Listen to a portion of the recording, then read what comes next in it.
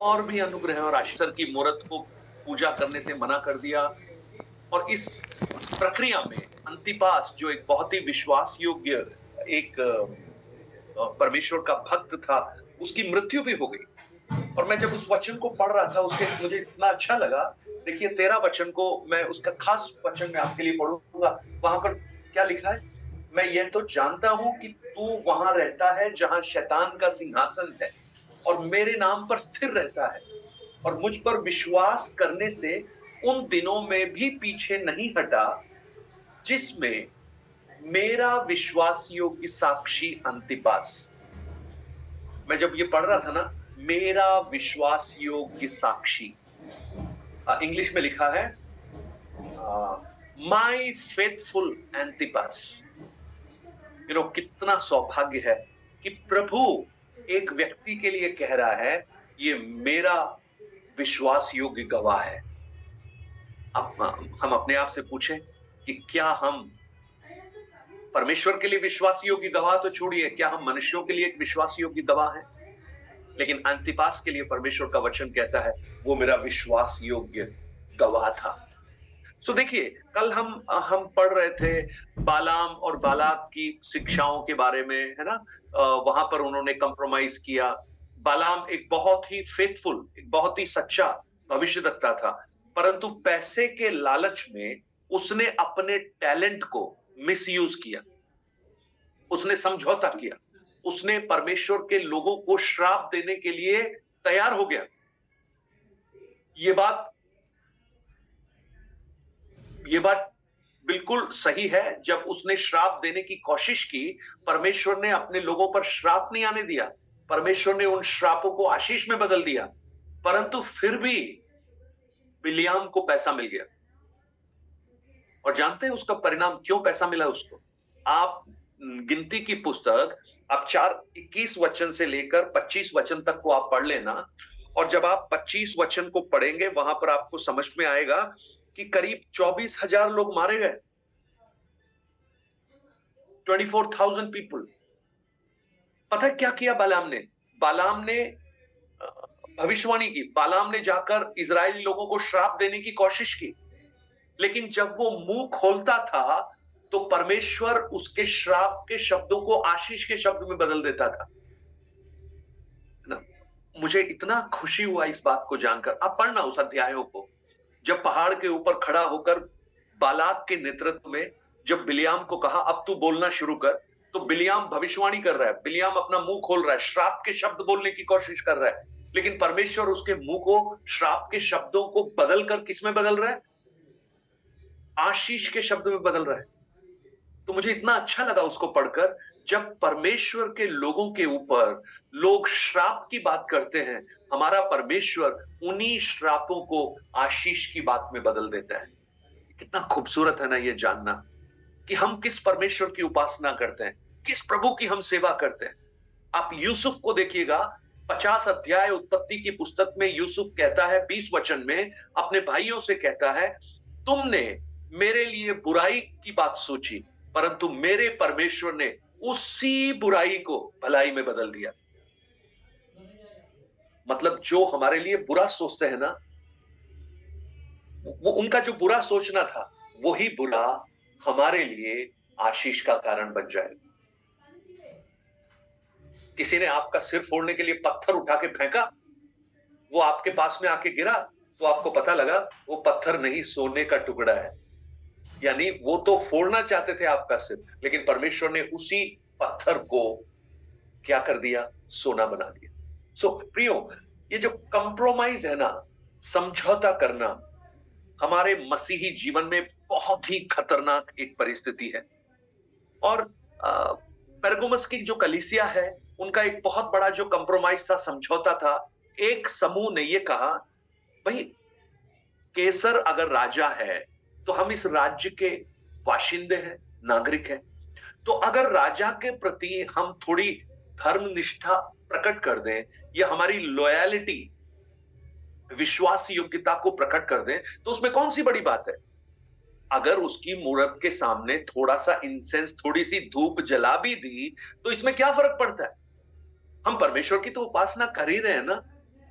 मैं आपको कहूं, समझौता करने का अर्थ ये नहीं है कि आप परमेश्वर की आराधना करना बंद कर कर किसी और की आराधना शुरू कर देंगे, परंतु समझौता करने का अर्थ ये है कि आप परमेश्वर के साथ साथ कुछ और की आराधना करना शुरू कर देंगे।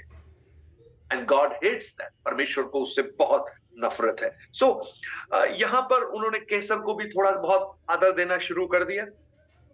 सो आप देखिएगा, हम जब बाइबल में पढ़ते हैं ना, कुरिन्थ की पुस्तक, दूसरा कुरिन्थ उसका 11 अध्याय जब आप पढ़ेंगे, वहां पर जो कलीसिया है ना, यानी जो विश्वासी हैं, जो प्रभु यीशु मसीह में विश्वास जिन्होंने किया है, उनको पता है किस बात का दर्जा दिया गया है? उनको दुल्हन बोला गया है।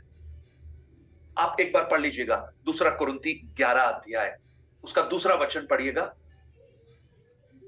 क्योंकि मैं तुम्हारे विषय में ईश्वरीय धुन लगाए रहता हूँ, इसलिए कि मैंने एक ही पुरुष से तुम्हारी बात लगाई है कि तुम्हें पवित्र कुंवारी के समान मसीह को सौंप दूं।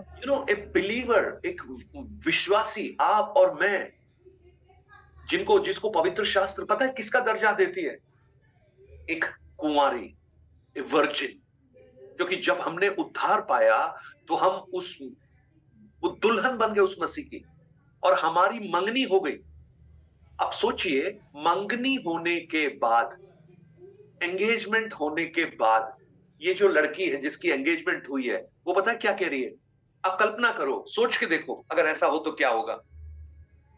एंगेजमेंट हो गई एक लड़की की, उसका हस्बैंड, और इन दोनों में एंगेजमेंट हो गया। लेकिन एंगेजमेंट के बाद में लड़की पता क्या कर रही है? उसके पुराने बॉयफ्रेंड के साथ में घूमने जा रही है, और वो कह रही है मैं 24 घंटे में थोड़ी देर ही तो जाती हूं, आधा घंटे ही तो गई थी। उसके साथ वीडियो चैट कर रही है। और जब उसके हस्बैंड को पता लगा, जो होने वाला हस्बैंड है, उसने कहा तू क्यों उससे क्यों बात कर रही है? तो कह रही है अरे कमाल हो गया, तुमसे मैं 5 घंटे बात करती हूँ, उससे 5 मिनट बात किया है, तो तुमको क्या प्रॉब्लम है? अब बताइए कैसा लगेगा? सो पौलुस क्या कहता है, यानी जो हम है, विश्वासी है, उन्हें कुंवारी, वो कुरिन्थ के विश्वासियों के बारे में कहता है, मैंने तुम्हारी बात एक ही से लगाई है, और वो कौन है? मसीह यीशु है। मैंने तुम्हें उसके साथ मिलाया है, और मैं चाहता हूं कि तुम्हें पवित्र कुंवारी के समान उसे सौंप दो। तुम में कोई कलंक, कोई भ्रष्टता, कोई किसी भी प्रकार का कोई कलंक ना रहे। परंतु जब हम इस संसार में हम अपने आप को मिक्स कर देते हैं, जब संसारिक बातों में हम उलझ जाते हैं, तो हम क्या बन जाते हैं? अपवित्र हो जाते हैं। और मसीह कैसी दुल्हन को लेने आएगा? जिसमें कोई कलंक ना हो, कोई कपट ना हो, जिसमें कोई दोष ना हो। और आज जो संसार का जो सिस्टम है ना, आगे पढ़ेंगे हम लोग, उसे एक वेश्या के रूप में बताया गया है। जब हम आगे पढ़ेंगे इस प्रकार वाक्य में, संसार के सिस्टम को एक वेश्या के रूप में बताया गया है। तो इसलिए कलीसिया को, आज जो हम विश्वासी हैं, हमें कंप्रोमाइज न करते हुए इस संसार में बढ़ने की आवश्यकता है। लेकिन आज हम बहुत बातों में समझौता कर लेते हैं। किसके लिए समझौता करते हैं? आगे बढ़ने के लिए, सक्सेस को पाने के लिए, परसिक्यूशन से बचने के लिए। अभी हमने प्रार्थना में देखा कि बाइबल रखना भी अपने आप में एक बहुत बड़ा अपराध हो गया है। तो इन सब परिस्थितियों में हम कैसे विश्वास में खड़े रहेंगे? कैसे समझौते के बिना हम खड़े रहेंगे? आज मैं कुछ बातों को आपके सामने रखूंगा कि हम किस प्रकार मसीही जीवन में समझौता कर लेते हैं। हम थोड़ा सा समझने की कोशिश करते हैं। यीशु क्या कह रहे हैं परगमुस की कलीसिया से? मुझे तेरे विरुद्ध में क्या कहना है? हम कई बार बोलते हैं ना, फर्क नहीं पड़ता है, बोलते हैं ना फर्क नहीं पड़ता है। क्या फर्क पड़ता है पास्टर साहब? थोड़ा सा पीने से क्या फर्क पड़ता है? मतलब एक बार थोड़ा सा शराब पीने से क्या मैं स्वर्ग जाने से वंचित हो जाऊंगा? थोड़ा सा बीड़ी पी लिया, सिगरेट पी लिया, जर्दा खा लिया, गुटखा खा लिया, थोड़ा सा, क्या फर्क पड़ता है? मैं आपको एक ट्रू स्टोरी बताता हूं, एक सच्ची घटना बताता हूं, ध्यान से सुनिएगा। ये 1941 की बात है, दिसंबर 7 तारीख 1941। आप में से कितने लोगों ने पर्ल हार्बर का नाम सुना? पर्ल हार्बर, किसी ने नाम सुना है? भैया, जगह स्वाति, भैया। अमित ने सुना है, स्वाति ने बोला है Pearl Harbor. Pearl Harbor America का उस समय का सबसे बड़ा सैन्य अड्डा था। एक हार्बर यानी बंदरगाह था वो समुद्र के किनारे, जहां पर उनके वार शिप्स थे, युद्ध के जो बड़े बड़े जहाज होते हैं वो थे, उनके हवाई जहाज थे। और ये वो समय था जब विश्व युद्ध हो रहा था। और इसी घटना के बाद में अमेरिका ने जापान के ऊपर हिरोशिमा और नागासाकी के ऊपर बॉम्ब डाले थे। आपको याद है ना, वो 1942 में हुआ था और ये 7 दिसंबर 1941 की घटना है। ये क्या हुआ, 7:50 पे जापान के सैकड़ों हवाई जहाजों ने आकर उस बंदरगाह के ऊपर ताबड़तोड़ हमले कर दिए। 50 मिनट के अंदर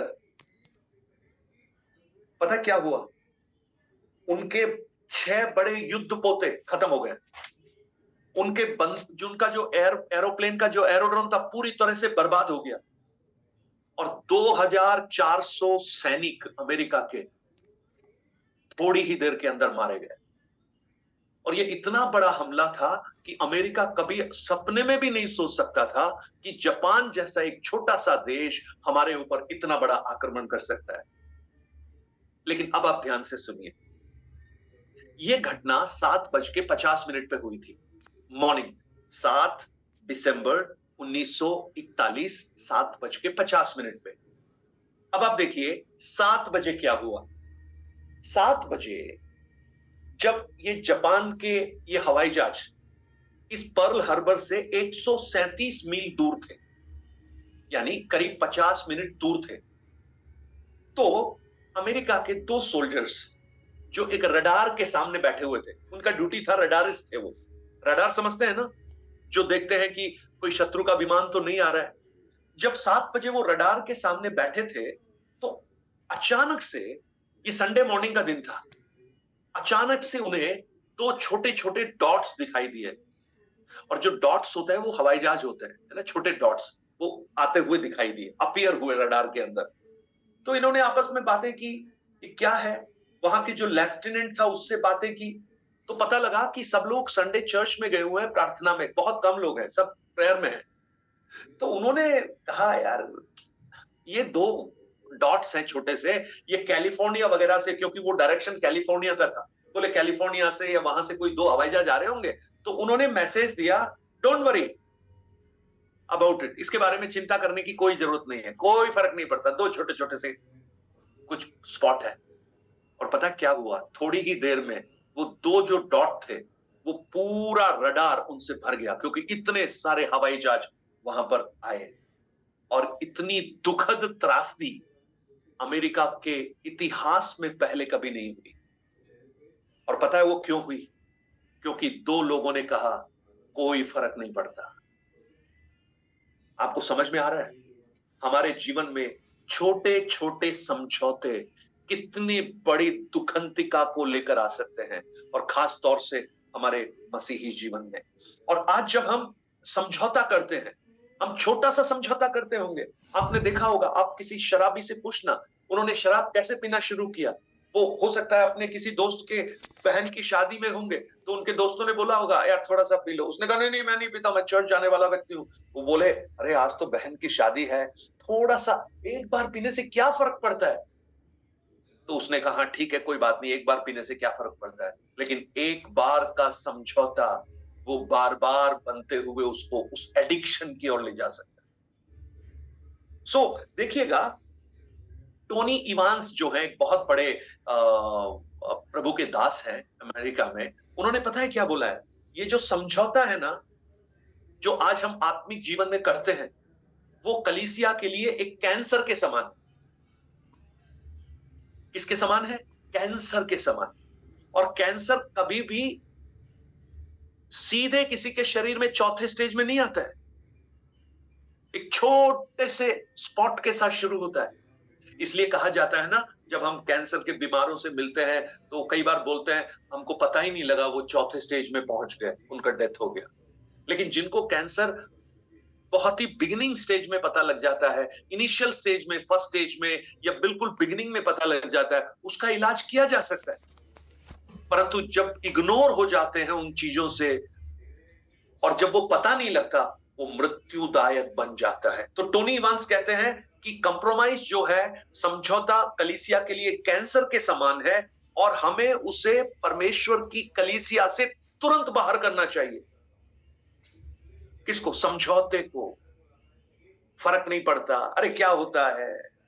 सो हम ये नहीं हो सकते कि संडे को हम कुछ और है, मंडे को कुछ और है, ये कंप्रोमाइज है।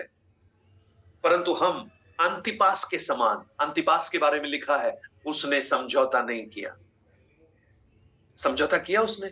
नहीं किया। क्या हो गया? और जब समझौता नहीं किया तो रोम शासन की तलवार ने उसकी गर्दन को काट दिया। वो तो मर गया, लेकिन पता है बाद में क्या हुआ? पेरगमुस की कलीसिया के ऊपर रोम की तलवार तो नहीं आई, लेकिन पेरगमुस की कलीसिया के ऊपर मसीह की तलवार जरूर प्रकट हुई। लिखा है ना, जिसके मुंह से चोखी दोधारी तलवार निकलती है। तो ये हमारा डिसीजन है कि हम रोम की तलवार को पसंद करते हैं या मसीह की तलवार को पसंद करते हैं। सोचिए, हमारे इस जीवन में, थोड़े से जीवन में, थोड़े से लाभ के लिए, थोड़े से सक्सेस के लिए, थोड़ी सी खुशी के लिए, थोड़े से आनंद के लिए हम कितनी चीजों में समझौता करते हैं और हम बच जाते हैं उन दंड से, बच जाते हैं उन कठिनाइयों से और हमें लगता है कि हमने बहुत अच्छा बड़ा काम किया है। लेकिन याद रखिए, एक दिन आएगा कि हमें उस तलवार के सामने खड़ा होना पड़ेगा। और वो तलवार कौन सी है? वचन की तलवार। प्रभु वचन के द्वारा हमारा न्याय करेगा। सो डीएल मूडी, कितने लोगों ने डीएल मूडी का नाम सुना है? डीएल मूडी ने पता है क्या कहा? कि एक जो मसीही है, एक व्यक्ति जो है, वो इस संसार में रहता तो है, परंतु उसके अंदर संसार नहीं भरना चाहिए। ये कितनी अच्छी बात है ना। वो रहता तो इस संसार में है, लेकिन संसार उसके अंदर नहीं आना चाहिए। जैसे एक जहाज पानी में रहता है,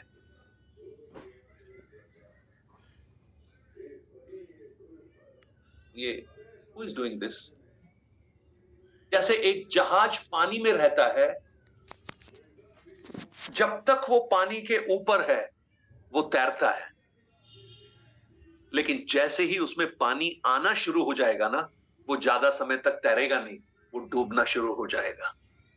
इसका मतलब हम जब इस संसार में हैं, जब तक हम इस संसार में रहते हुए संसार को अपने अंदर आने से रोकते हैं, हम सही आत्मिक जीवन में बढ़ेंगे। परंतु जैसे ही ये संसार हमारे अंदर घुसना शुरू होगा, हम गिरना शुरू हो जाएंगे। ये जो समझौते के रूप के जो पाप है ना, मतलब कहां शुरू होता है? सबसे पहले माइंड में शुरू होता है। ये माइंड में शुरू होता है, उसके पास दिल में वो डेवलप होता है, बड़ा होता है, दिल में आता है, बड़ा होता है, और पता है कहां दिखाई देता है? शरीर में दिखाई देता है।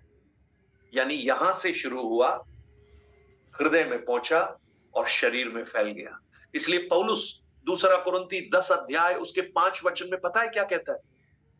मैं हरेक ऊंचे विचारों को, उन विचारों को जो मुझे मसीह से अलग करती हैं, मैं उनका खंडन करता हूं।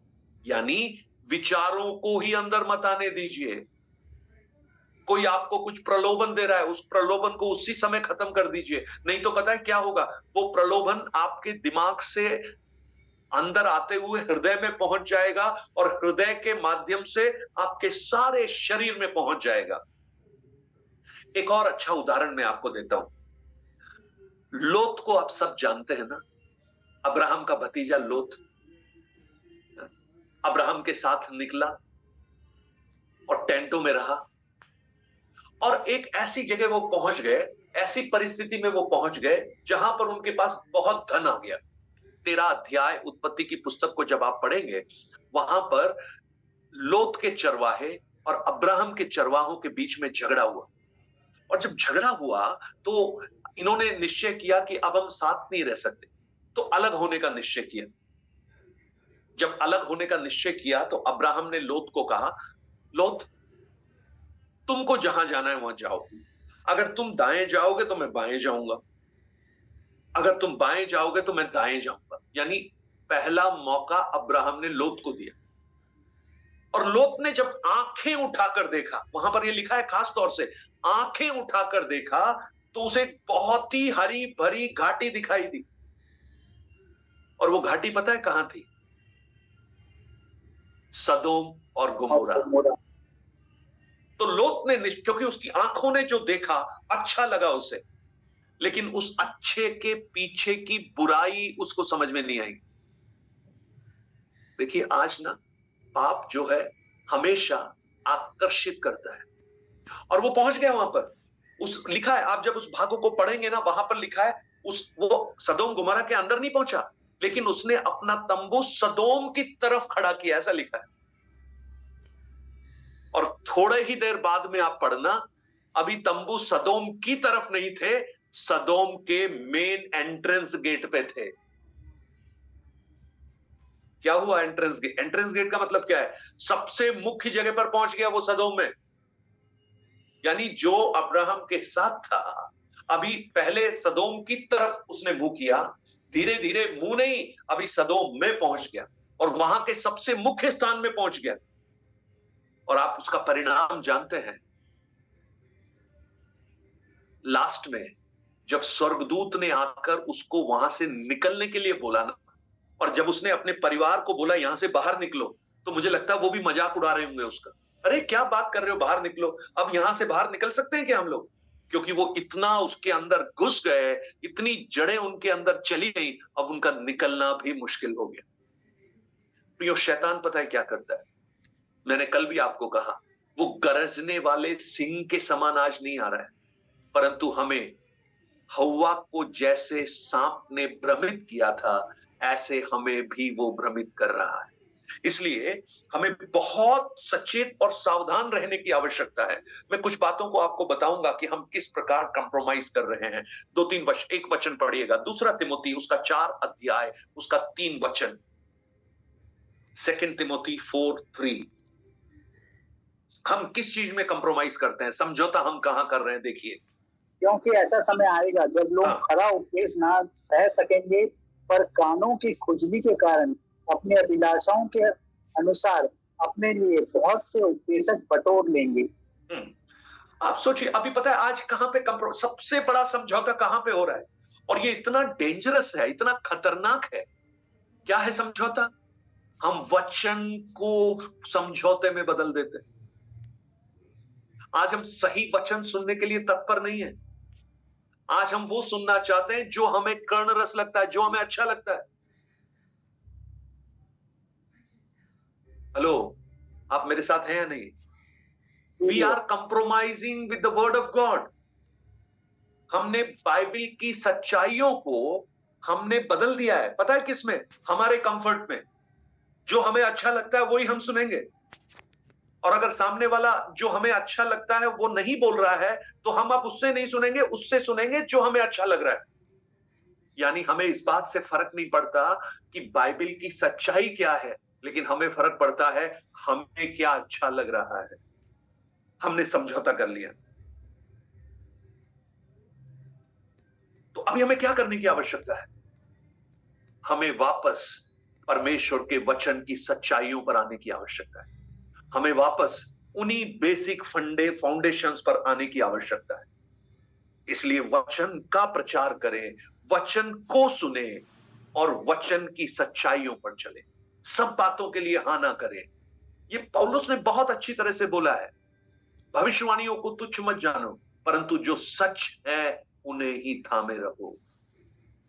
एफेसियों 4:14 में, आगे को तुम बालक ना रहो जो मनुष्यों की ठग विद्या में घुमाए जाते हैं।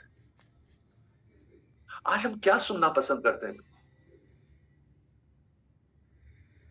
मैं अगर भाई अजय को बोलूं, अजय जी, मैं फोन करके उनको बोल रहा हूं, भाई अजय, मुझे प्रभु ने बताया है, प्रभु आपके लिए एक बहुत बड़ी सेवकाई का द्वार खोलने वाला है। तो अजय भाई तो बड़े खुश हो जाएंगे, यार बड़ा मतलब अच्छा पास्टर साहब, और क्या दिखा मुझे बताना, कुछ और अगर आपको प्रकट होता है तो मुझे बताना। मैं थोड़े दिन के बाद उन्हें फोन कर रहा हूं कि देखो आपके लिए ऐसा एक बड़ा एक जगह आपके लिए बन रहा है जहां पर घर होगा, वहां पर लोग बहुत सारे आते हुए मैं देख रहा हूं, और धारा के समान लोग बह रहे हैं, ये आ रहे हैं, ये सब वो खुश हो जाएंगे और बोलेंगे यार पास्टर राजकुमार ना वो बड़े अच्छे हैं। और अगर मैं एक दिन इनको फोन करके बोलूं, अजय भाई, अजय, प्रभु मुझे कह रहा है कि तुम एक ऐसे पाप में हो जो किसी को पता नहीं है, लेकिन आपको मालूम है, आपको उसमें से बाहर निकलना है, तो नहीं तो प्रभु का दंड आपके ऊपर आएगा। मैं कहूं ये मुझसे फोन पे बात करना भी बंद कर देंगे। We are compromising with the word of God. आप क्यों संडे को जाते हैं? क्यों चर्च में जाते हैं? क्या सुनने के लिए जाते हैं? क्या चर्च जाने के बाद हमें ऐसा लगता है कि हमारे जीवन में एक परिवर्तन की आवश्यकता है, सुधार की आवश्यकता है? ये वचन मेरे लिए था, मेरे से प्रभु बात कर रहा था, मुझे ये चीजें मेरे जीवन से हटानी है, इन आदतों को मुझे हटाना है। या फिर हम उसी रूप में हम हमेशा चलते चले जा रहे हैं, हम कॉम्प्रोमाइज कर रहे हैं वचन के साथ। इफिसियों 5 अध्याय उसका 3 वचन को पढ़िए। हम किससे समझौता कर रहे हैं? परमेश्वर। पढ़िए इफिसियों 5 उसका 3। जैसा पवित्र लोगों के योग्य है वैसा तुम में व्यभिचार और किसी प्रकार के अशुद्ध काम या लोभ या चर्चा तक ना हो। पता है हमने समझौता कहां किया है? हमारे नैतिक जीवन के साथ हमने समझौता कर लिया है। We are compromising. क्या एफएसयू में क्या लिखा है? क्या क्या नहीं होना चाहिए हमारे जीवन में, परंतु क्या हुआ आज मोरल इश्यूज है चर्च के अंदर। अरे कलीसिया के अंदर भी लोग आके बोल रहे हैं कि मेरा पति उसके साथ रिलेशन में, पत्नी उसके साथ रिलेशन में। What is this? ये सब क्या है? विश्वासियों का छोड़ो, पासवानों का भी देखते हैं हम लोग। यानी मोरल इश्यूज में हमने कंप्रोमाइज कर लिया है।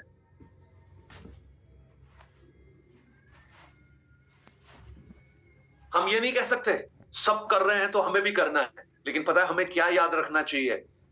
जो प्रभु ने कहा, जैसा मैं पवित्र हूं तुम भी पवित्र बने रहो। उसको हमने किस में कंप्रोमाइज कर दिया? अरे वो भी कर रहा है, ये भी कर रहा है, उनका चर्च में देखो हो रहा है, इनके कलीसिया में हो रहा है। नो नो, ये हमारा स्टैंडर्ड नहीं है। हमारा स्टैंडर्ड है जैसा मैं पवित्र हूं वैसा तुम भी पवित्र बनो।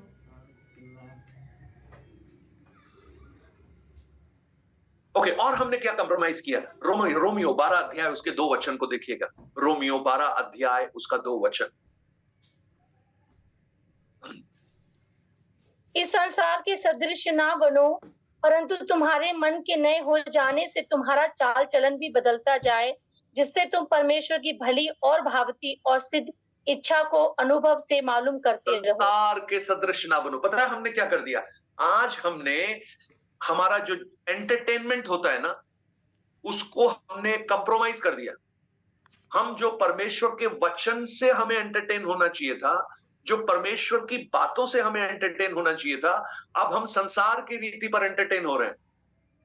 कैसे हो रहे हैं एंटरटेन? मोबाइल हाथ में उठाया, एक रील के बाद reel reel reel reel reel, घंटों तक देख रहे हैं, वीडियोस देख रहे हैं, कुछ देख रहे हैं, कुछ भी देख रहे हैं, कुछ भी हो सकता है। आप सोचिए हमने कंप्रोमाइज कर लिया, वर्ल्ड के साथ कंप्रोमाइज कर लिया। अरे संसार में तो यही कर रहा है, लेकिन वचन क्या कहता है? तुम्हारी बुद्धि के नए हो जाने से तुम्हारा चाल चलन भी बदलता जाए। बताइए, अपने दिल को, अपने दिमाग को, अपने बुद्धि को गार्ड कीजिए, उसको सुरक्षित रखिए, नहीं तो पता है हम बहुत बड़ी दुविधा में चले जाएंगे। परगमुस की कलीसिया बहुत बोलेंगे बहुत अच्छे लोग हैं, लेकिन एक दिन यीशु आके बोलेंगे मैं तुमको जानता ही नहीं हूं। मत्ती 7 में हमने यही पढ़ा, दुष्ट आत्माओं को निकाला, बीमारों को चंगा किया, अद्भुत काम किया। तो पता है हम में से बहुत से लोग क्या क्या बोलने वाले हो सकते हैं। प्रभु आपको पता नहीं है, हमने 2022 से लेकर लगातार हर साल बाइबल पूरा किया था। वो जो यूथ कंपटीशन हुआ था, वहां बाइबल क्विज हुआ था, उसमें मैं फर्स्ट आई थी, मैं फर्स्ट आया था। पता है जब भी पास्टर बोलते थे बाइबल पढ़ो, तो सबसे पहले मैं निकाल के पढ़ती थी। प्रभु उस समय ये ना बोले मैं तुमको जानता ही नहीं हूं। Don't compromise. हमारे एंटरटेनमेंट से कंप्रोमाइज मत कीजिए। आप 3 घंटे, मैं ये नहीं कहूंगा कि फिल्म देखने से स्वर्ग नहीं जाएंगे, लेकिन मैं ये जरूर कहूंगा फिल्म देखने से आप जरूर सारी रीति पर जाना शुरू करेंगे, क्योंकि आपके अंदर वो बातें जो संसारिक हैं वो आना शुरू हो जाएंगी। सो आप क्या देख रहे हैं वो डिटरमिन करेगा कि आपका जीवन कैसा होगा। अगर आप वचन को देख रहे हैं, आप गॉडली मैसेजेस सुन रहे हैं, आप परमेश्वर के वचन का मनन कर रहे हैं, तो आप सत्यता के मार्ग की ओर आगे बढ़ रहे हैं। अगर आप बैठे हुए क्या कर रहे हैं, रील देख रहे हैं, वीडियो देख रहे हैं, कोई कार्टून देख रहा है, कोई सीरियल देख रहा है, कोई मूवी देख रहा है, घंटों तक बैठे हैं देख रहे हैं, यानी आपका बुद्धि नया नहीं हुआ, अभी भी उस पुरानी बुद्धि में चल रहे हैं। हमने विटनेस कर दिया, हमने विटनेस और बोल्डनेस में कंप्रोमाइज कर लिया। मत्ती 10 अध्याय 33 वचन को पढ़िएगा, वहां पर देखिए किस में कंप्रोमाइज किया। मत्ती 10 अध्याय उसका 33 वचन।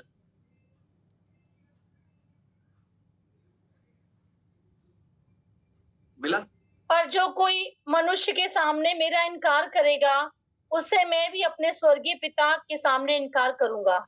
हमने कंप्रोमाइज कर लिया। कितनी बार आपको आपके जीवन में ऐसा अवसर हुआ कि आप बाइबल लेकर जा रहे थे और जब लोगों की भीड़ के सामने पहुंचे तो आपने बाइबल को मानो छुपा लिया अपने हाथों के अंदर, जिससे लोगों को यह ना पता लगे कि ये बाइबल है। कितनी बार जब मौका मिला आपको, आपसे लोगों ने पूछा आप क्या करते हैं, आप कहां जा रहे हैं, सुबह सुबह आपने ये नहीं कहा कि हम परमेश्वर के भवन में आराधना करने के लिए जा रहे हैं। आपने ये नहीं कहा कि मैं एक विश्वासी हूं जो प्रभु के साथ में आराधना के लिए जाती हूं, लेकिन आपने उस समय कुछ और बताकर अपने आप को वहां से बचा लिया। हमने कंप्रोमाइज कर लिया। क्यों कंप्रोमाइज किया? डर, कहीं लोग हमें कुछ ना बोल दें, हमारे विश्वास को जानकर सोशल प्रेशर में हम कुछ और ना हो जाए हमारे साथ। कितनी बार आपको ऐसा मौका मिला जहां पर आप पब्लिक में प्रार्थना कर सकते थे, लेकिन आपने इसलिए प्रार्थना नहीं किया, अरे लोगों ने देखा तो मेरे बारे में क्या बोलेगा। मैं प्रभु को धन्यवाद देता हूं। आपने इमानुएल जी को देखा होगा, वो जब भी बस में जाते हैं ना, हमेशा वो जूम ऑन करके रखते हैं, उनका वीडियो भी ऑन होता है।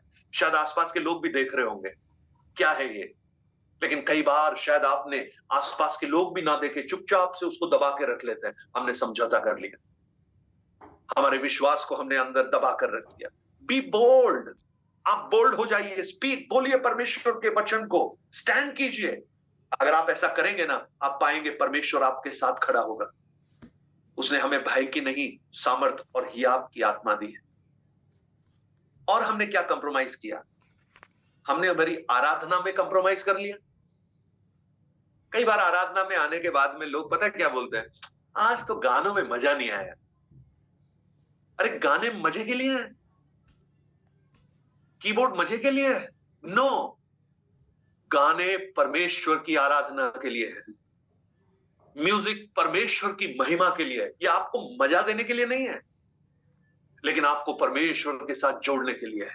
हमने समझौता कर लिया, हमने आराधना में समझौता कर लिया, लेकिन कुछ लोगों ने आराधना में समझौता नहीं किया। शद्रक, मेशक, अबेदनगो ने आराधना में समझौता नहीं किया। बोला इसकी आराधना करो, बोला नहीं करेंगे, उठा के आग में डाल दो, कोई फर्क नहीं पड़ता। दानियल को बोला राजा की उपासना करो, बोला नहीं करूंगा, उठा के शेरों की मान में डाल दिया। आप देखिए, दोनों ही परिस्थितियों में परमेश्वर ने उनको अकेला नहीं छोड़ा। शेरों की मान में भी प्रभु उतर कर आया, आग की भट्टी के बीच में भी प्रभु उतर कर आया। अगर आप अपनी गवाही में बोल्ड होंगे, बिना भय के आप प्रभु का नाम ऊपर रखेंगे, मैं कहूं आप अकेले नहीं होंगे, प्रभु आपके साथ साथ खड़ा होगा। समझौता मत कीजिए। हम कितनी बातों, परगमुस की कलीसिया के लिए कहने के लिए बहुत कुछ अच्छी बातें थी, परंतु उन्होंने क्या किया? मिक्स कर दिया, उन्होंने संसार के साथ मिक्स हो गए। आप बालाम को देखेंगे, बालाम ने जो बोला वो हुआ नहीं यहूदी इस्राएली लोगों के लिए, परंतु फिर भी उसको पैसा मिल गया। जानते हैं उसका कारण क्या था? बालाक के कहने से उसने बहुत से यहूदियों को भ्रमित कर दिया। वो उन लोगों के साथ मिलने लगे, उनकी मूर्तियों की उपासना करने लगे, और इसका परिणाम हुआ 25 अध्याय गिनती की पुस्तक 1 से 9 तक में पढ़ेंगे, 24,000 लोगों को परमेश्वर ने दंडित किया।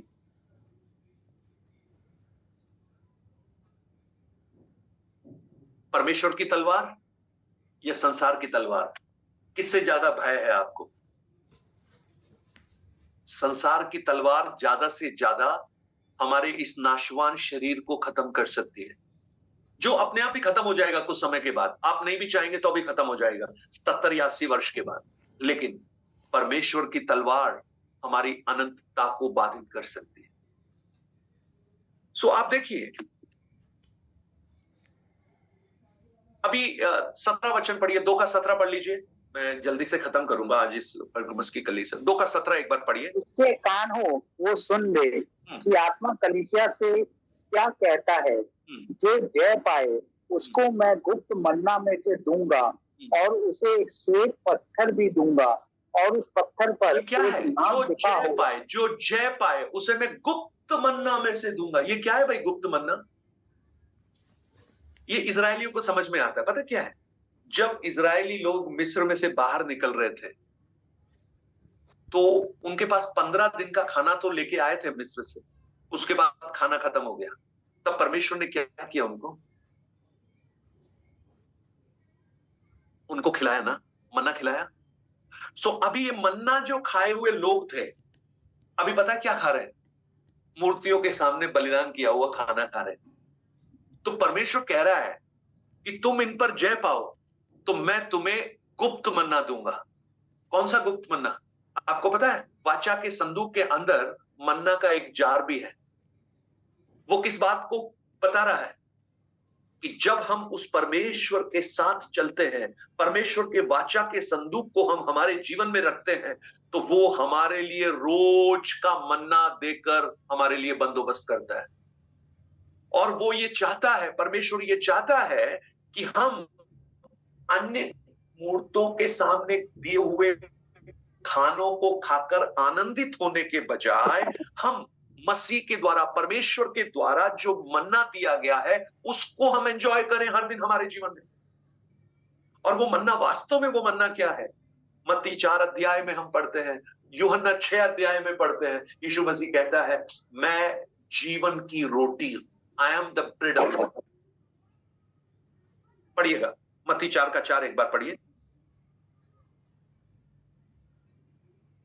मत्ती रचित सुसमाचार 4 अध्याय 4 वचन।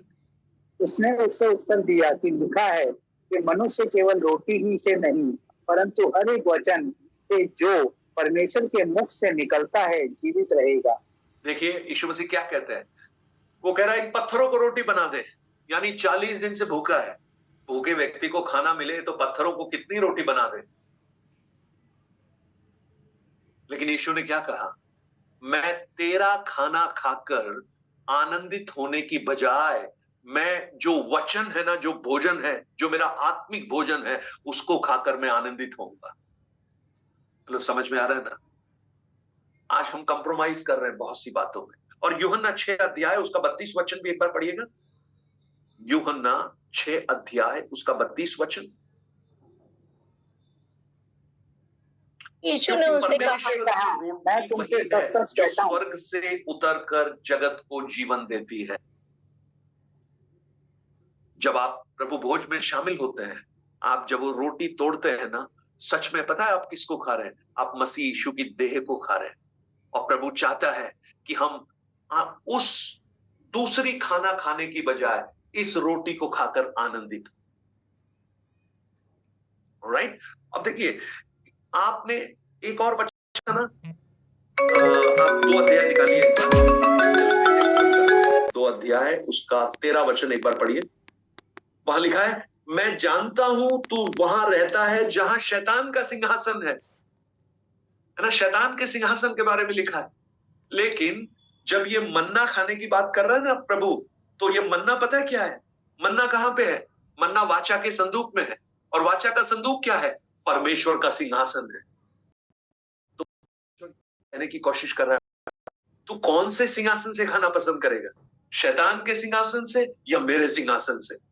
शैतान का सिंहासन से खाके थोड़ा बहुत समय कठिनाई से बच सकता है, परसिक्यूशन से बच सकता है, थोड़ा सा सक्सेस पा सकता है। लेकिन जो मेरे सिंहासन यानी मेरे मन्ना में से खाएगा ना, वो तुझे अनंत काल का जीवन देगा। ये जो आर्क ऑफ कवनेंट, परमेश्वर की जो वाचा का संदूक है, वो परमेश्वर का सिंहासन है। शमूएल 6 अध्याय उसका 2 वचन, भजन संहिता 80 उसका 1 वचन, और यशायाह 37 अध्याय उसका 6 वचन।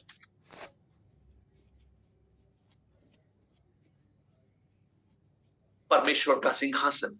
ओके, सो मैं तुझे मन्ना दूंगा और साथ में एक और चीज दूंगा, वो क्या है? एक बार फिर से पढ़ लीजिए।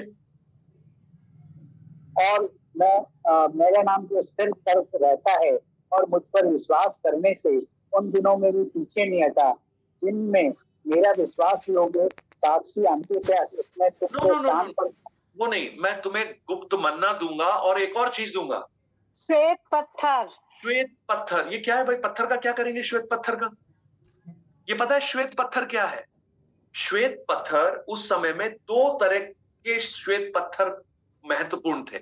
एक श्वेत पत्थर था जो एक बर्तन में रखा होता था, और ये ना एक जज जो न्यायाधीश होता है वो देता था। और किस लिए होता था ये? कि वो व्यक्ति वोट कर सके। जब उसकी अदालत में उसकी पेशी होती है तो वो अपना वोट रख सके, अपनी बात को रख सके। अगर वो पत्थर होगा तभी वो बोल पाएगा, नहीं उससे पहले नहीं बोल पाएगा। और दूसरा, ये जो श्वेत पत्थर है ना, एक तरह से एडमिशन का टिकट भी होता था। मतलब कहीं प्रवेश करने के लिए अगर आपके पास वो श्वेत पत्थर है, जैसे आज शादी का एक इनविटेशन कार्ड समझ लीजिए, आपके पास अगर इनविटेशन कार्ड है तो आप शादी में जा सकते हैं। तो ये जो श्वेत पत्थर है वो एक बड़े भोज में शामिल होने का एक एडमिशन कार्ड के टाइप था, श्वेत पत्थर, व्हाइट स्टोन। तो जब कह रहा है ना कि मैं तुझे श्वेत पत्थर भी दूंगा, तो इसका मतलब पता है क्या है? एक फीस्ट आने वाला है, एक भोज आने वाला है, मेमने का भोज, मेमने का विवाह, उसमें हमें एंट्रेंस भी मिलने वाला है। सो पिरगमुस की कलीसिया को 2 बातें कही, एक मन्ना दूंगा यानी रोज का प्रोविजन मैं तुम्हें दूंगा, दूसरा तुम्हें एंट्री का टिकट भी दे दूंगा उस परमेश्वर के राज्य में पहुंचने के लिए।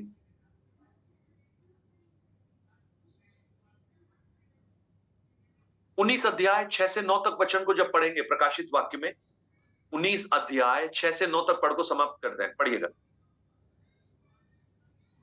19:6 उसका 9। मैंने बड़ी भीड़ का सा और बहुत जल का सा शब्द और गर्जनों का सा बड़ा शब्द सुना कि हालेलुया, इसलिए कि प्रभु हमारा परमेश्वर सर्वशक्तिमान राज्य करता है। आओ हम आनंदित और मगन हो और उसकी स्तुति करें, क्योंकि मेमने का ब्याह आ पहुंचा और उसकी पत्नी ने अपने आप को तैयार कर लिया है, और उसको शुद्ध और चमकदार महीन मलमल पहनने का अधिकार दिया गया, क्योंकि उस महीन मलमल का पवित्र लोगों के धर्म के काम है। और उसने मुझसे कहा, ये लिख कि धन्य वे हैं जो मेमने के ब्याह के भोज में बुलाए गए हैं। फिर उसने मुझसे कहा, ये वचन परमेश्वर के सत्य वचन हैं। ओके, देखो उस मेमने का ब्याह, उसका विवाह का भोज। तो ये जो स्टोन है ना, जो व्हाइट स्टोन है, 2 बातें प्रकट करती हैं। क्या क्या है? वो जो पहली बात है उसको और थोड़ा सा डिफाइन कर दूं, शायद मैं पूरा नहीं बता पाया। एक व्यक्ति जब अदालत में पहुंचता है किसी दोष को लेकर, और जब उसके ऊपर न्याय प्रक्रिया की जाती है, और जब वो जज ये कह देता है कि इस व्यक्ति में कोई दोष नहीं पाया गया है, इसे मैं निर्दोष साबित करता हूं, तब उसे एक सफेद पत्थर दिया जाता था। और वो सफेद पत्थर लेकर जब वो व्यक्ति बाहर निकलता था ना, तो सब लोगों को ये पता लग जाता था कि इस व्यक्ति को बाइज्जत बरी किया गया है, इसमें कोई दोष नहीं है। तो क्या है इसका मतलब? जब परगमुस की कलीसिया के लिए जब प्रभु कह रहा है, I will give U a white stone, आपने सोचा होगा ये सफेद पत्थर क्या है? मारने के लिए तो नहीं है किसी को, कि शैतान जब आएगा तो हम उसका सिर फोड़ देंगे पत्थर से। कम प्रभु ने पत्थर तो दिया हमारे हाथ में। नो, इट इज डिक्लेयर्ड, ये हमारी धार्मिकता को प्रकट कर रहा है। और दूसरा, सफेद पत्थर का क्या अर्थ है? एक बहुत बड़े फीस्ट में, समारोह में शामिल होने का एंट्रेंस का टिकट मिल गया है, वीजा मिल गया है। यानी जब मेमने का विवाह होगा तो उसमें भी हम शामिल होंगे। सो हमारे आत्मिक जीवन में ये दो बातें बहुत महत्वपूर्ण है। एक, हमें धार्मिकता मिली प्रभु यीशु मसीह के लहू में। दूसरा, हमें उस परमेश्वर के राज्य में प्रवेश करने का अनुग्रह मिला, वो भी किसके द्वारा? मसीह यीशु के द्वारा। सो देखिए, परगमुस की कलीसिया बहुत अच्छी कलीसिया थी, विश्वास में स्थिर रही, यहां तक कि लोग मर गए तो भी उन्होंने कुछ लोगों ने समझौता नहीं किया, लेकिन एक समूह ने बहुत बड़ा समझौता कर लिया। और पता है उन्होंने क्या कहा? कोई फर्क नहीं पड़ता। मैं आपको कहूं, फर्क पड़ता है भैया। पर्ल हार्बर की कहानी को याद रखिएगा, 7 दिसंबर 1941 को याद रखिएगा। अगर वो दो सोल्जर्स, दो आर्मी पर्सन्स, उन्होंने समय रहते उस दो डॉट्स, जो दो हवाई जहाजों को पहचान लिया होता, और वो अगर सेंसिटिव हो जाते, संवेदनशील हो जाते, तो एक बहुत बड़ी त्रासदी से पूरा विश्व बच सकता था। परिणाम पता है क्या हुआ? अमेरिका के 2400 लोग मरे, वो तो मर ही गए, लेकिन उसके बाद क्या हुआ? लाखों लोग मर गए जापान में एटम बॉम्ब के द्वारा, जो अमेरिका ने हिरोशिमा और नागासाकी पर डाला। यानी थोड़ी सी लापरवाही ने कितना बड़ा दुष्परिणाम लाकर दिया। ऐसी ही घटना टाइटैनिक जहाज के साथ हुई। टाइटैनिक जहाज के मालिक ने, जब उसको बनाया गया था, पता है क्या बोला था? अगर परमेश्वर भी चाहे तो इसको डुबा नहीं सकते। और जब वो यात्रा कर रहे थे, यात्रा के कुछ ही समय के बाद में उनको आइसबर्ग्स दिखाई दिए, रडार में आइसबर्ग्स आए, चेतावनी मिली। तो पता है कैप्टन ने क्या बोला? हमारे जहाज को इससे कोई फर्क नहीं पड़ेगा, ये आइसबर्ग क्या है, ये सबको चीर के आगे निकल जाएगा। परिणाम क्या हुआ? हजारों लोग पानी के अंदर मर गए। प्रियो, हमारे आत्मिक जीवन में कोई फर्क नहीं पड़ता ना। हम हमारे जीवन में रोज इस बात को देखते हैं, अरे थोड़ा सा खा लिया, थोड़ा सा पी लिया, इससे मिल लिए, उसके पास चले गए, ये देख लिया, ये सुन लिया, इससे कोई फर्क नहीं पड़ेगा, है ना? हमारी उन्नति के लिए अरे थोड़ा सा घूस दे देते हैं, रिश्वत दे देते हैं, थोड़ी सी इधर कर लेते हैं, थोड़ा उधर कर लेते हैं, एडजस्ट कर लेते हैं ना, क्या फर्क पड़ता है सर? मैं कहूं, बहुत बड़ा फर्क पड़ता है। परगमुस की कलीसिया के लोग रोमी सताव से तो बच गए, रोमी लोगों ने उनको स्वीकार भी कर लिया, लेकिन देखिएगा अंत में क्या हुआ? उनकी गवाही मसीह के सामने अच्छी नहीं रही, उन्होंने अपनी गवाही को खो दिया। तो आज हम जब हमारे आत्मिक जीवन में आगे बढ़ रहे हैं, तो ये कलीसियाओं का नाम जो संदेश है, ये हमें व्यक्तिगत रूप से हमारी शुद्धिकरण के लिए, हमें आत्मिक उन्नति के लिए प्रोत्साहन करे, और हम इस बात को समझें कि हम बिना समझौता किए हुए अगर प्रभु में है तो प्रभु में है। चाहे संसार हमें इस बात के लिए कुछ भी करे, हम उसके लिए तैयार हो जाएं। अगर हम ऐसा करेंगे ना, तो एक दिन एक मुकुट प्रभु हमें देगा। अब आप सोचिए, आपको रोम का मुकुट चाहिए या मसीह का मुकुट चाहिए? रोम का मुकुट थोड़े समय के लिए होगा, मुरझा जाएगा, लेकिन जो मसीह का मुकुट होगा वो अविनाशी मुकुट होगा, कभी नहीं मुरझाएगा। आंखों को बंद करें, प्रार्थना करें। ब्रदर अजय, प्रार्थना कीजिए।